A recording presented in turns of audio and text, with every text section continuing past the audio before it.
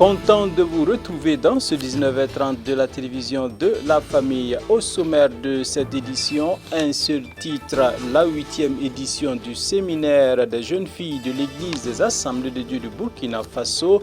Eh bien, ça se tient sur le site de son 15e anniversaire. Dames et messieurs, bonsoir et merci d'être des nôtres. Sans transition aucune, nous l'annoncions tantôt, les rideaux se sont ouverts hier sur la 8e édition du séminaire des jeunes filles, une initiative de l'Association des servantes du Christ. Le docteur Saba Salam a présidé la cérémonie d'ouverture et c'était en présence de Odette Zouangena et Yannick Kaboré et voici leur compte-rendu.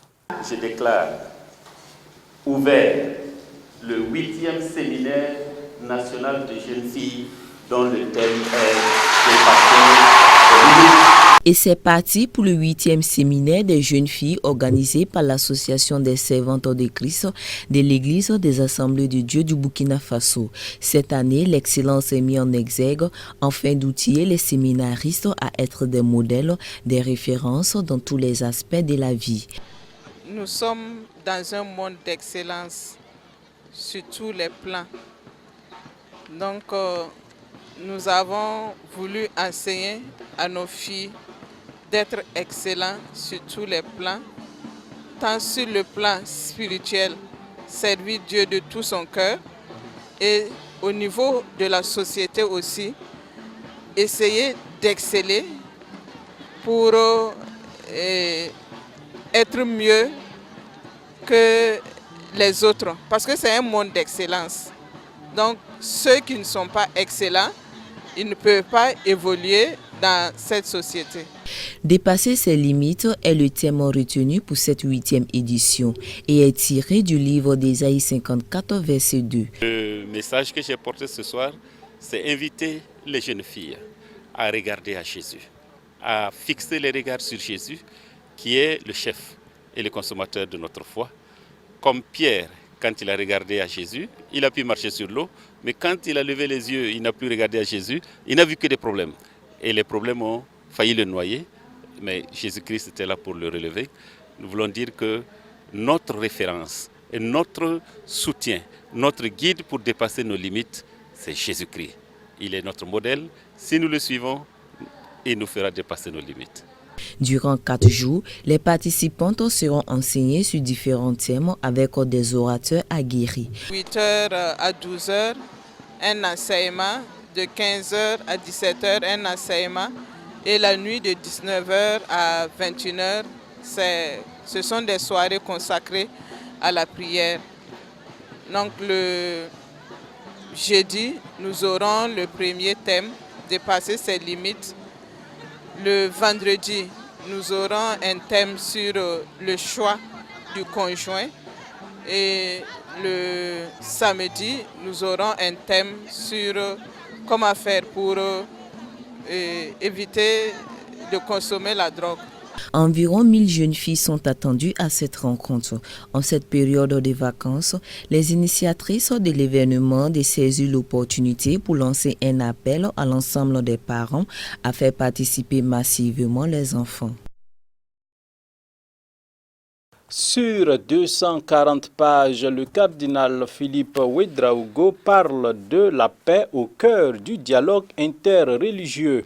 Il parle également du rôle et de la mission de la jeunesse, de la sainteté, non seulement, mais aussi du mariage chrétien. Sentence d'espérance est cette nouvelle œuvre du cardinal Philippe Ouédraogo qui a été dédicacée ce jour en présence de Yannick Kaboré et Delphine Banissi. Sémence d'espérance est un compil d'enseignements et de conférences donnés par l'auteur à travers le monde. Le mariage, le dialogue interreligieux, la solidarité et le partage dans un contexte africain sont entre autres les thèmes abordés par le cardinal Philippe Ouédraogo, auteur du chef-d'œuvre.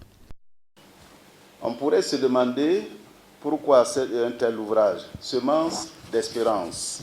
Au cours de mon ministère apostolique, j'ai eu l'opportunité de participer tant au plan national qu'au plan international à une série de rencontres, colloques relatif au dialogue interreligieux et culturel en vue de construire ensemble un monde fait de tolérance, de proximité, de réconciliation, de justice et de paix. Ce livre en est un écho partiel, voire même un grenier très modeste de la doctrine sociale de l'Église sous plusieurs facettes.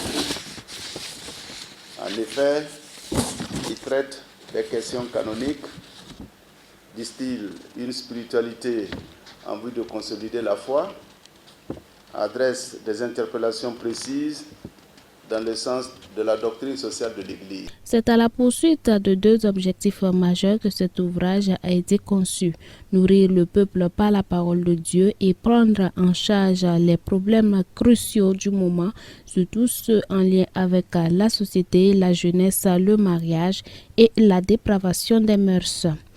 La foi chrétienne, dit-il avec force, c'est d'abord le Christ. C'est d'abord la personne du Christ qu'il faut rencontrer dans une expérience qui change toute la vie. Page 117. L'auteur vise ensuite, deuxième objectif, l'auteur vise ensuite à prendre en charge les problèmes cruciaux de notre monde par une invite pressante à cultiver la paix pour un vivre ensemble et une cohésion sociale sans lesquelles nos vies tomberaient en ruine.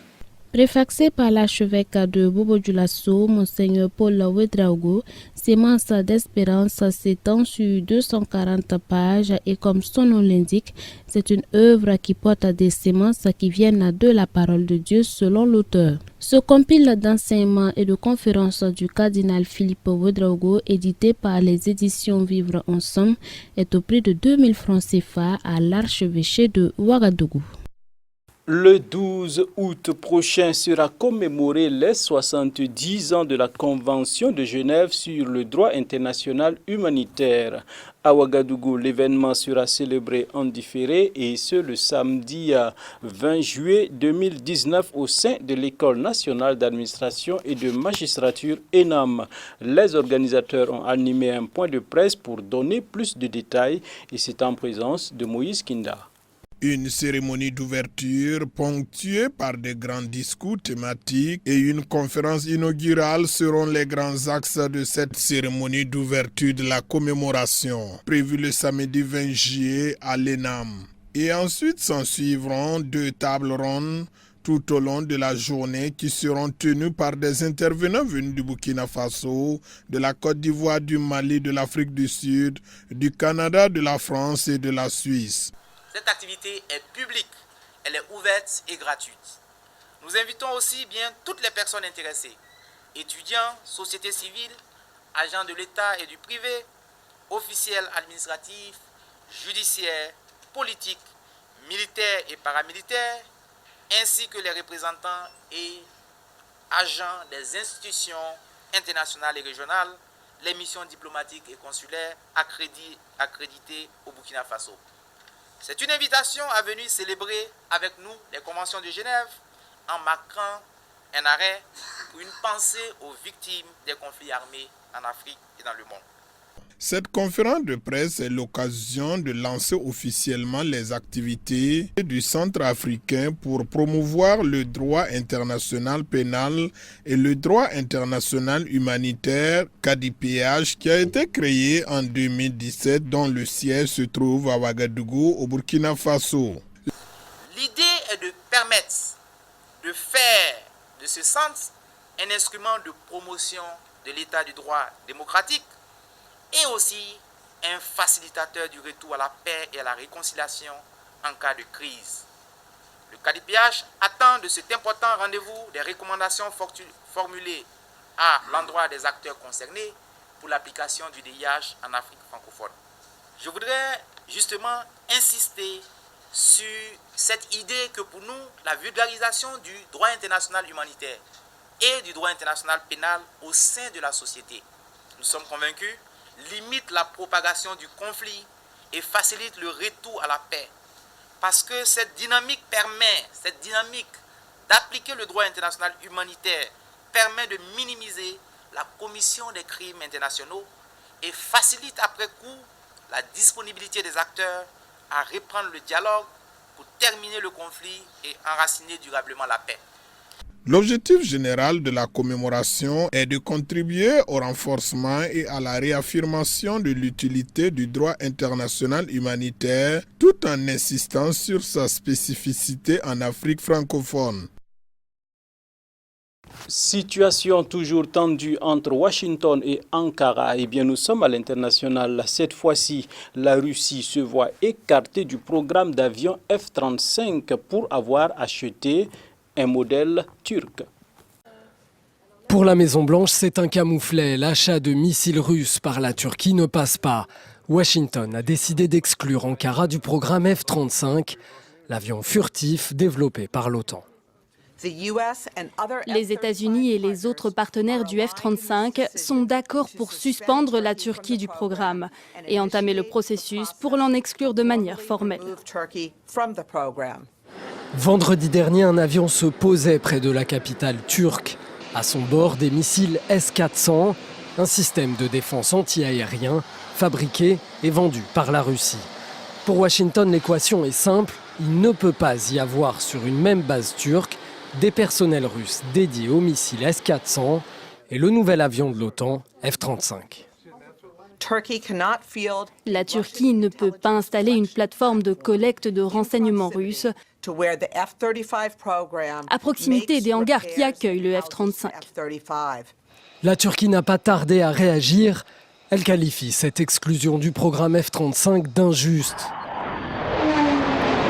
Ankara produit plus de 900 composants du nouvel avion. Ces contrats seront annulés. Selon l'administration américaine, la Turquie aurait pu gagner près de 9 milliards de dollars grâce au programme.